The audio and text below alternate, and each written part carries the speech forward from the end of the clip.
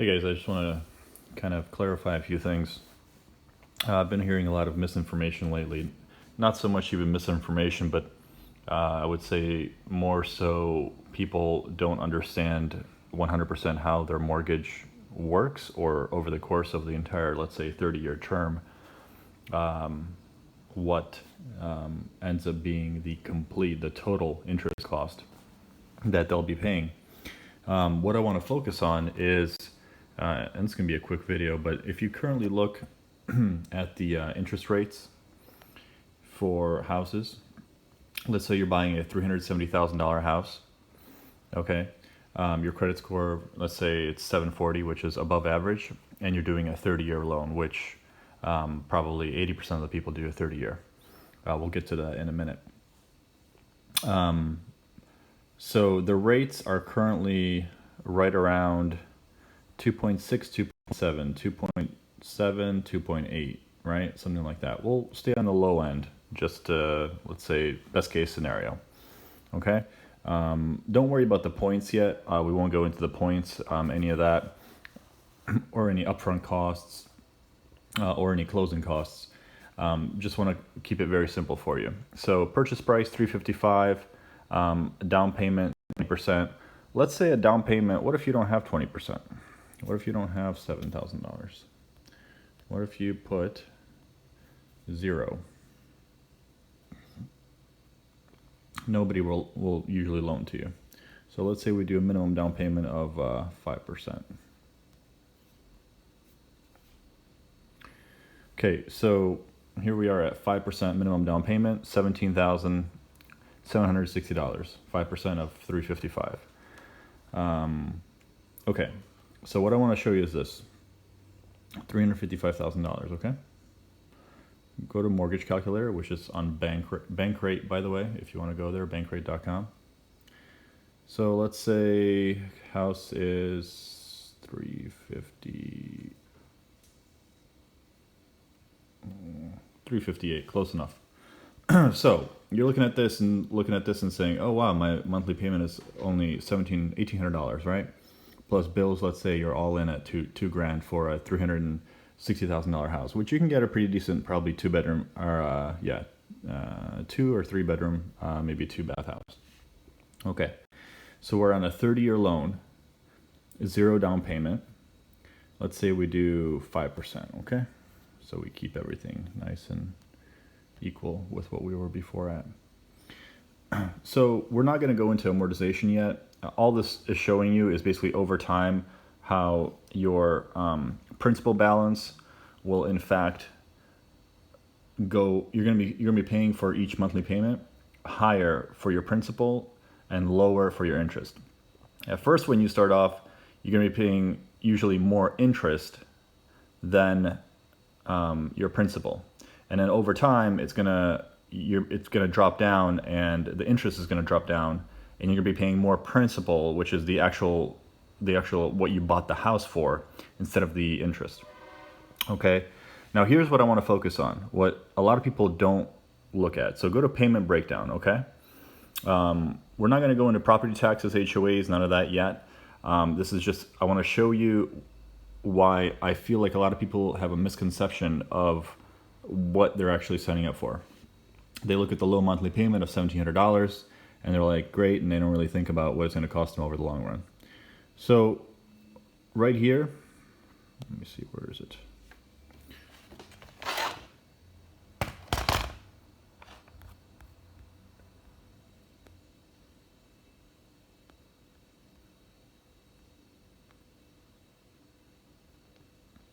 There you go. So this is showing you all the breakdowns for your payments. So let's say you got a loan next month in December 2021. It shows you your payment, your principal, which is going towards the value of the house, and your interest. So over time, your interest should actually start decreasing and your principal will start to rise. Well, we're going to just fast forward here 30 years. Let's say you stuck to this loan for a while. For example, look at this 2041, just to kind of make you understand what's happening here. Your principal is going to be $1,056 and your interest is only $324. So over time, as you can see, your principal increases, so more money goes towards the actual value of the house, and less money goes towards the interest. But don't let that fool you. Here at the bottom, okay, here's the breakdown. This is the important numbers here that I want you to look at. So that house that you got a great deal on, let's say at $360,000 or whatever it was, 350 grand. After your down payment, you're at 340. This number right here is the interest. Okay, now think about that for a second. $160,000 you just made the bank, right? When you first signed up for it, oh, you're getting this incredible rate for 2.5 30-year fixed, APR 2.9, 2.7, right? So do you see basically how they get people to believe that they're getting a good deal, right? So if you look at these numbers, it looks like you're basically getting free money, because if you think about it and say, oh, well, $100,000, let's say a loan is 100 grand, 2.5%, that's only, $2,500 of 100 grand, right? Wrong. So that's completely not how it works. And I know a lot of people are watching this and saying, well, yeah, obviously it's not how it works. But believe it or not, there's a lot of people out there that I've met that actually think that's how it works. And they don't even look at the final number. Beyond that, when you do your closing costs, when you do your final closing with the mortgage title company, right, and you pay them a ridiculous sum of money, like $10,000, $12,000 for basically filling out 30, maybe 40 pages of paperwork, right? They never will just sit down and tell you, hey, look at what you'll be paying in interest, and look at what you'll be paying for the house in total if you stick with the whole loan over 30 years.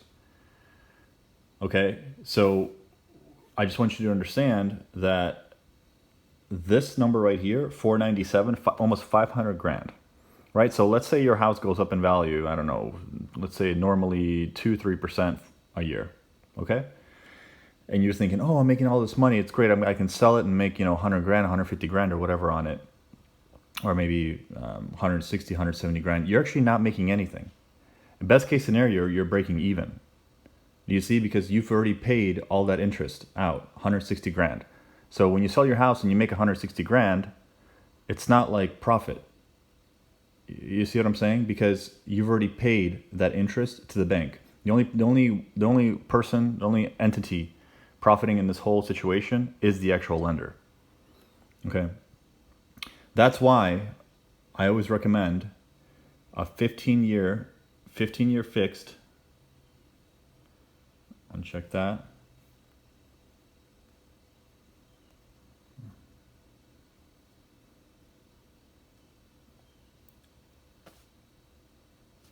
So 15-year fixed, the interest rate is even a little bit lower, which usually it's the other way around. But so 15-year fixed, let's say 2.2 APR for 15 years, okay? So 2.2 APR for 15 years. Okay, let's see.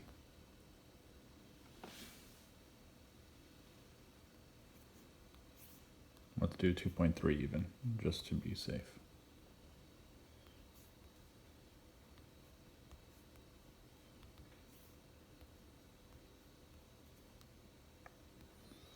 Okay, so down payment's still 5%. Purchase price is the same, $358. 15-year loan, 2.3% interest.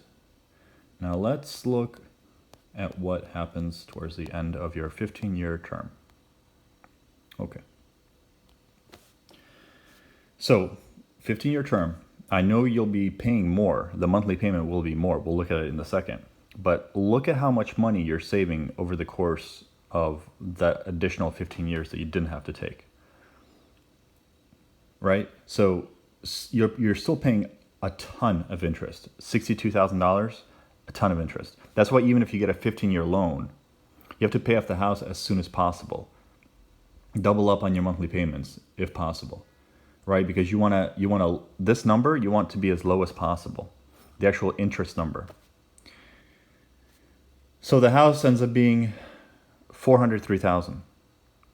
Okay, you're saving almost $100,000 in interest, $100,000 in interest if you decide to do a 15-year mortgage. Okay.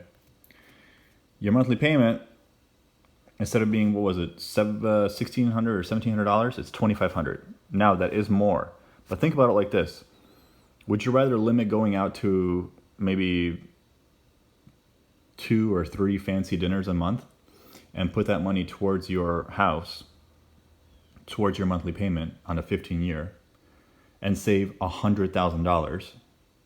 Or would you rather just have a minimum payment and just not even think about how much money you're throwing away to the bank? Okay. Last thing I want to touch on, and then we'll let you guys go. Home equity lines. Okay. HELOCs. Biggest scam there is, and let me tell you why.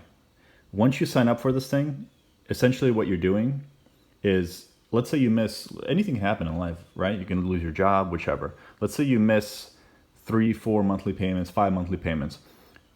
Do you understand that the actual lender who's giving you these home equity lines, they can actually foreclose on your house? That's right. So if you don't pay the mortgage back, they own the house. If you don't pay the home equity loan back, let's say something happens, you get hurt, accident, whichever, and you don't pay the loan back, they own your house. They will foreclose it without even a thought. Okay. Now you have to also understand. So let's say right now 4%. Okay, 4%. Yeah, that's about the average. 4% for 10 years. Okay. So let's say that let's say you take out a loan for 80 grand. Okay. 80 grand. We'll do 0 for 10 years at 4%.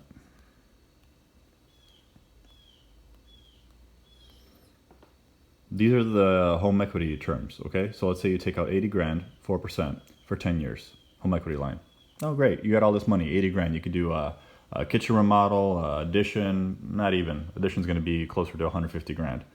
Let's say you can do a kitchen remodel and a bathroom remodel for 80 grand. 40 a piece. Okay, let's see what that kitchen and bathroom remodel is gonna actually cost you. So you're gonna be paying almost $17,000. That's right, $17,221 in interest in 10 years. For your fancy kitchen and bath that you put in, you'll be paying almost $20,000 extra. 20 grand. So that's the video that I wanted to make, is just to make you guys understand that the bank doesn't have your best interests, right? They have their own best interests in this. They want to know how much money they will make.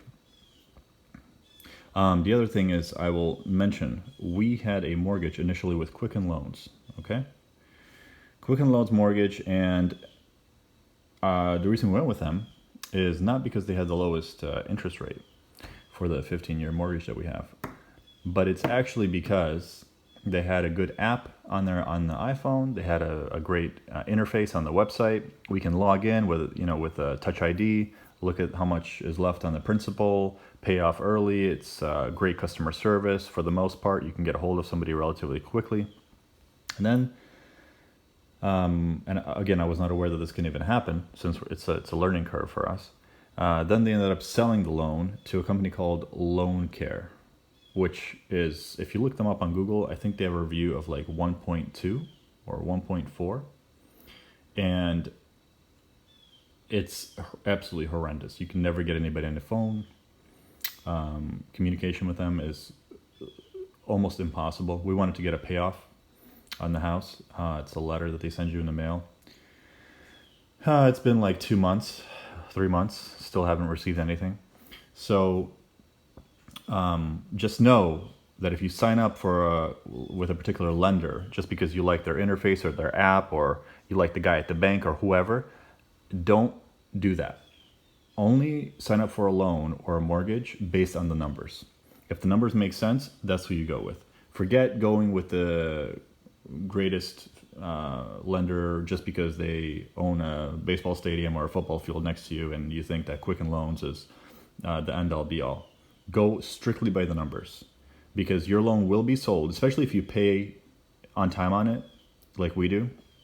Your loan will be sold within a year or two to some unknown lender like one of these guys who, for the most part, you've never heard of these before. They buy loans in bulk, right? And then they become your mortgage holder. So it's a little bit longer than I wanted to go, but I just want to let you know that make sure that you understand, if you sign up for a 30-year loan, you're going to pay almost triple the interest versus a 15-year mortgage.